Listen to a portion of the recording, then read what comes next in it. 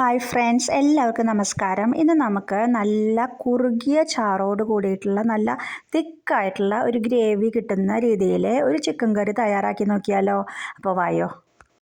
ഈ കറി തയ്യാറാക്കുന്നതിന് വേണ്ടി ഞാൻ 2 ചിക്കൻ ലെഗ്സ് പീസസ് ആണ് എടുത്തിരിക്കുന്നത്.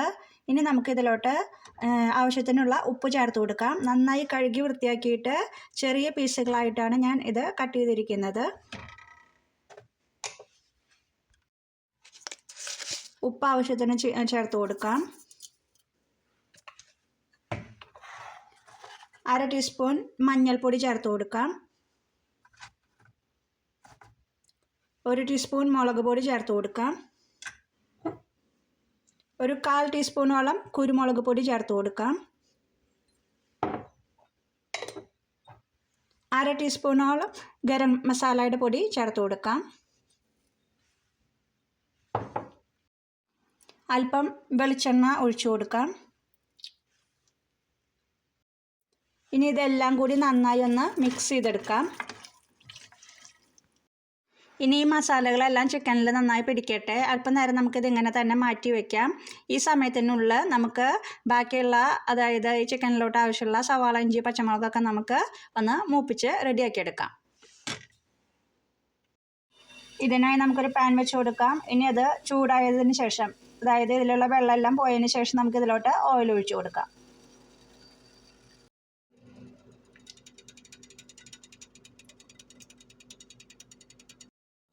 ഇനി ഇതിലോട്ട് നമുക്ക് സവാള ചേർത്ത് കൊടുക്കാം.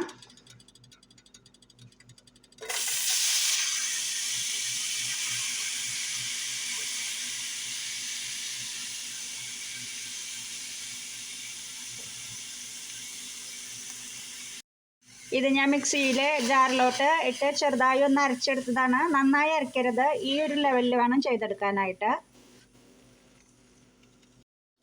സവാള വഴന്ന് കിട്ടുന്നതിന് വേണ്ടി നമുക്ക് അല്പം ഉപ്പ് ചേർത്ത് കൊടുക്കാം. ഇനി ഇത് നന്നായി ഒന്ന് മൂപ്പിച്ചെടുക്കണം. ഇപ്പോൾ സവാളയെല്ലാം മൂത്ത് വന്നിട്ടുണ്ട്. ഇനി നമുക്കിതിലോട്ട് ഇഞ്ചി, പച്ചമുളക്, വെളുത്തുള്ളി, കറിവേപ്പിലൊക്കെ ചേർത്ത് കൊടുക്കാം.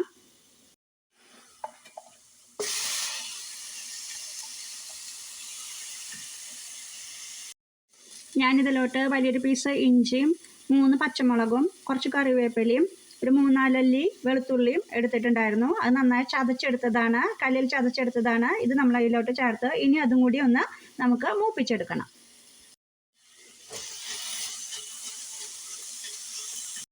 ഇപ്പോൾ ഇതെല്ലാം നമ്മൾ മൂപ്പിച്ചെടുത്തിട്ടുണ്ട്. ഇനി നമുക്ക് ഇതിലോട്ട് പൊടികൾ ചേർത്ത് കൊടുക്കാം. 1/4 ടീസ്പൂൺ മഞ്ഞൾപ്പൊടി,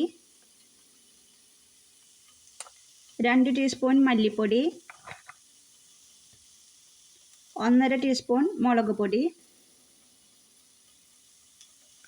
കുറച്ച് പെരിഞ്ജീരകം, ഒരു 1/4 ടീസ്പൂൺ മതി പെരിഞ്ജീരകം, 1/4 ടീസ്പൂണോളം കുരുമുളകിൻ്റെ പൊടി, 1/2 ടീസ്പൂൺ ഗരം മസാല പൊടി. ഇനി ഈ പൊടികളുടെ എല്ലാം റോ ടേസ്റ്റ് പോകുന്നതോടം വരെ നമ്മളതൊന്ന് ഇളക്കി കൊടുക്കണം. ഇതൊന്നും നമുക്ക് നന്നായി ഒന്ന് മൊരിഞ്ഞ് കിട്ടണം നമുക്ക്. ഇപ്പോൾ നമ്മുടെ പൊടികളെല്ലാം മൂത്ത് വന്നിട്ടുണ്ട്. ഇനി നമുക്ക് ഇതിലോട്ട് ഒരു 1/2 ടൊമാറ്റോ ചെറുതായി കട്ട് ചെയ്തത് ചേർത്ത് കൊടുക്കാം.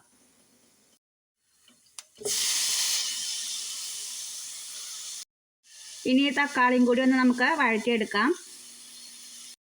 ഇപ്പോൾ ചിക്കനിലോട്ടുള്ള ഗ്രേവി റെഡി ആയിട്ടുണ്ട്. ഇനി നമുക്ക് ഇതിലോട്ട് മാരിനേറ്റ് ചെയ്ത് വെച്ചിരിക്കുന്ന ചിക്കൻ ചേർത്ത് കൊടുക്കാം.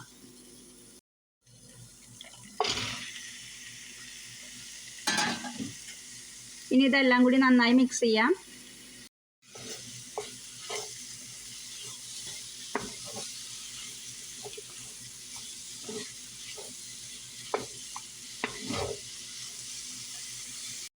ഇനി ഇതിലോട്ട് ചിക്കൻ മാരിനേറ്റ് ചെയ്ത് വെച്ചിരുന്ന പാത്രത്തിൽ അല്പം വെള്ളം ഒഴിച്ചിട്ട് ആ വെള്ളം നമുക്ക് ഇതിലോട്ട് ചേർത്ത് കൊടുക്കാം.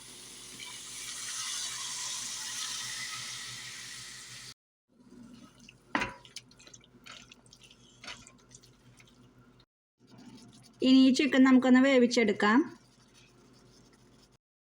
ഇപ്പം നല്ല കുറുകിയ ചാറോട് കൂടിയിട്ടുള്ള ചിക്കൻ ഇവിടെ റെഡി ആയിട്ടുണ്ട്. നല്ല ടേസ്റ്റ് ഉണ്ട് കേട്ടോ. നിങ്ങളെല്ലാവരും ഒന്ന് ട്രൈ ചെയ്ത് നോക്കിയോളൂ.